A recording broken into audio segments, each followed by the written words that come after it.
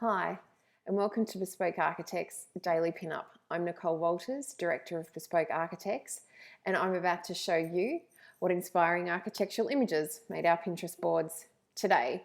It was a very inspiring weekend over the weekend. We had a lot of great articles coming through on the email, and so I'm going to talk you through the huge amount of content that we have for you today. This project here caught my eye because I really liked the pattern that they'd created on the external facade. It is otherwise just a white box apartment building, but you can see that they've added a cross pattern in timber, which has really added a level of interest, another layer and another texture to the facade. So I really liked that. And then the way they've integrated that with those little metal balconies, I thought was really nice. The sleepless residence. Now keep in mind, a lot of this project wouldn't actually be passable in Australia because of, well, for example, I love this courtyard. I love the landscaping for these stairs, but there is no handrail. So in Australia, that wouldn't fly. We would need to put some sort of balustrade up there. If you wanted a most invisible balustrade, obviously you'd go for glass. But just a great looking landscape, really interesting. It's terraced, it's got steps, it's got feature trees, it's got lighting. I mean, it's just a beautiful courtyard.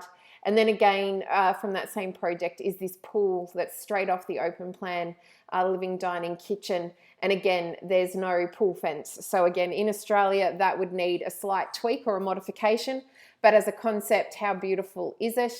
And then this is it from the street. And what I liked the brick screen up the top. That's what caught my eye about it this morning. And then when I looked at it in detail, a bit later in the day, I noticed that the cars were actually, that's a garage underneath, but a very transparent garage. And so a really interesting way to park cars. And so I've actually put that on the car parking board today. This Woolworth residence, I really liked the palette of materials in it. This is it from the outside, and the image that did catch my eye. It's this full pane or sheet of glass, and then these beautiful slimline bricks. It's one material on the outside mixed in with glass, and then some beautiful steel highlights in sort of the contrasting darker color there, which really makes that facade work well. This image here, I just really liked the planning. Again, they've uplit this particular autumn tree, which always makes the feature ornamentals look amazing. And it just really contrasts, I guess, off that brickwork, the beiginess of that brickwork with the beautiful reds in those autumn leaves. Of course, we are in autumn here in Australia at the minute, so we are seeing a beautiful display of autumn leaves, and you know, that's possibly why that image appealed. Internally, I really liked the dining room lighting. That was that image there. This image here, it was that kitchen island bench. We're seeing a real trend at the minute back to really fine benchtop materials. I mean, previously, you know, we were talking really thick, you know, Caesar stones and marbles, even concrete, but now we're seeing these blade thin tops coming in. It's a very monolithic bench. It's got nothing going on, no seating around it. It does create this beautiful shadow line between that razor edge bench top and the island underneath. So I really liked that, and that's why that's pinned. Also from that project, I pinned their living room, and we can see the fireplace is directly underneath that television, and just the use of materials around that. So when the television's off, your eye isn't drawn to it. By balancing it with this backlit open joinery to the side, your eye is drawn there or to the fireplace, so it doesn't feel like a competing sort of situation. And I really like how there's a solid element on this side of the TV. It's quite asymmetrical, obviously, in its design, and then open and backlit on that side. So that's why that made the board. And then again, they've created this little study nook. We can see the retractable sliding doors going back into the carcass there. And again, the use of material, it's consistent through their palette. So they've universally used the same materials sort of throughout this design, which is always appealing. So that was everything from that house. The wall house, I mean, how wonderful is that wall of windows and the shape? I really liked that. This is an internal of it here. I really like that staircase that is up against not that particular wall, but a similar wall within that project. And we can see that the white stair and the solid timber balustrade is really nice, and it does soften the hardness of that concrete.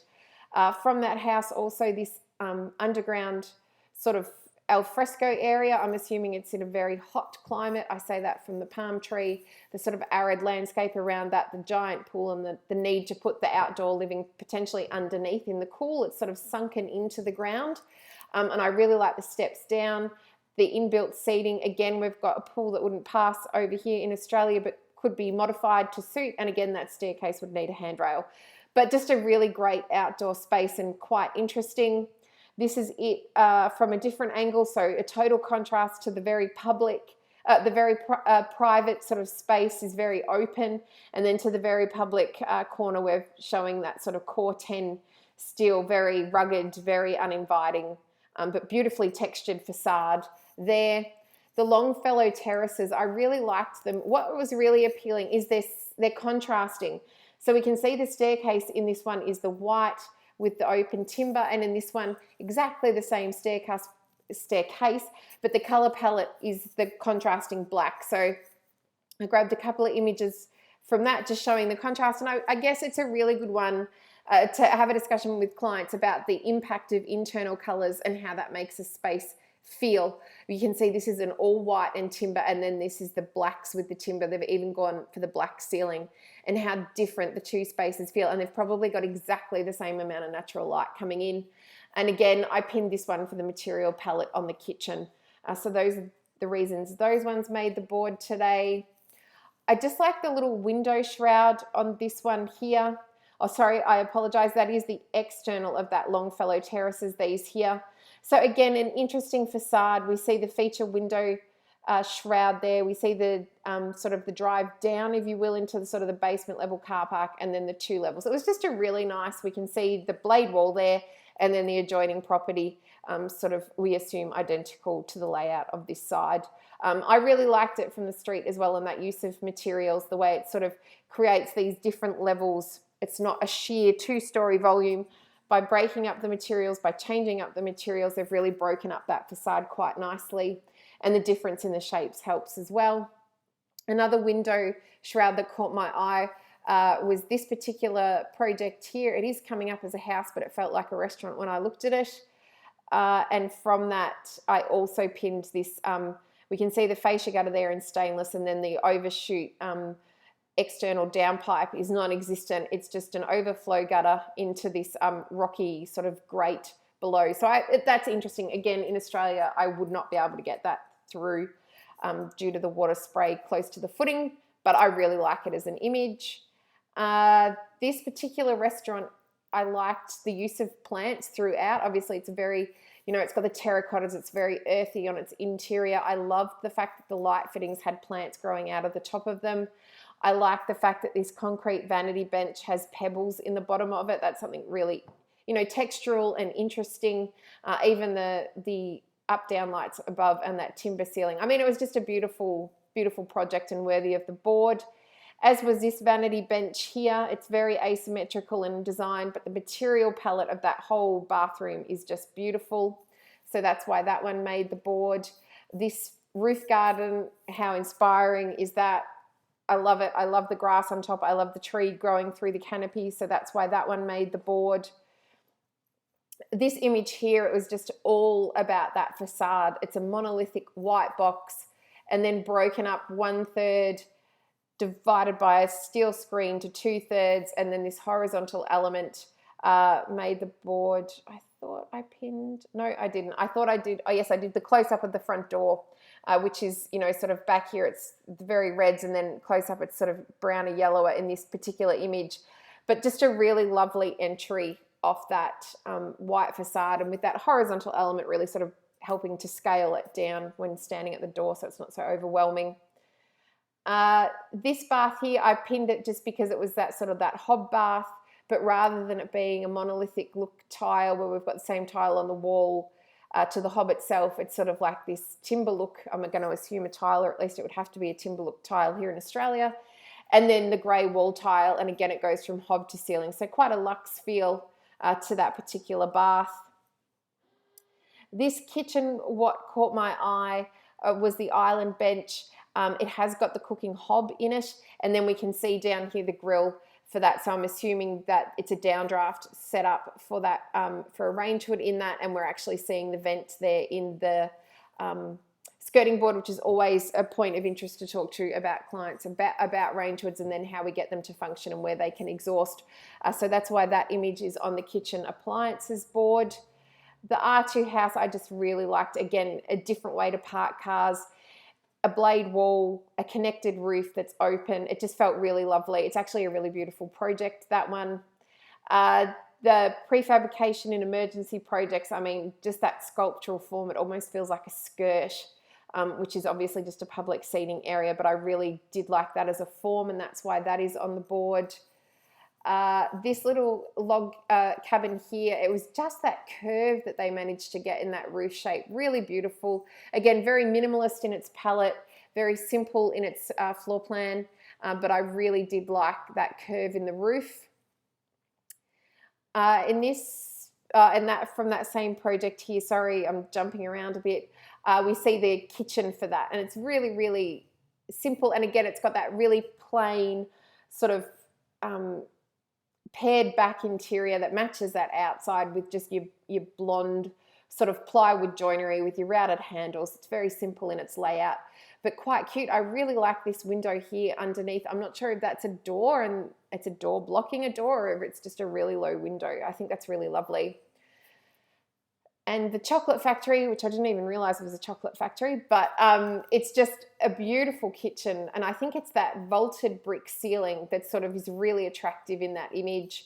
But then we see the splashback is quite simple and rugged in that stone. And then the really simple looking kitchen where it's, you know, the layout's symmetrical, it's full height at either end. We've got some drawers at this end. We go to a cooker and then a sink. So again, a really lovely layout for a kitchen, and that's why that made the board. And also their staircases were lovely in this factory. So we can see that these are suspended from above, that beautiful greens, and then a different stair, same project, is obviously that's an open tread. We can see the light there coming through those treads, and this is a solid brick staircase going up. And I'm not sure what the balustrade is there, but I love it. This particular civic building, it was just that roof shape that really caught my eye. It's an asymmetrical butterfly, so we've got a really steep skillion on that side, a shallower skillion on that side, and then balanced with this parapet on the other side of the building. So I really liked that as a composition, and I love the glass at the end, and then playing off the solid and then the transparent sort of screen.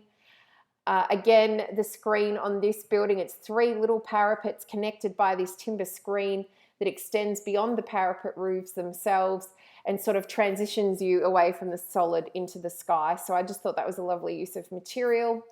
And then finally, this little heater caught my eye this morning. It's just suspended. There's no wood storage. It's very, very plain, cast iron against the brick. I thought, oh, how lovely. And then I saw this image from that project of that fireplace from a different angle, and I thought how exquisite that they've framed that with that window. So that is what I'm going to finish on today. Thank you so much for joining me on another episode of Bespoke Architects Daily Pinup.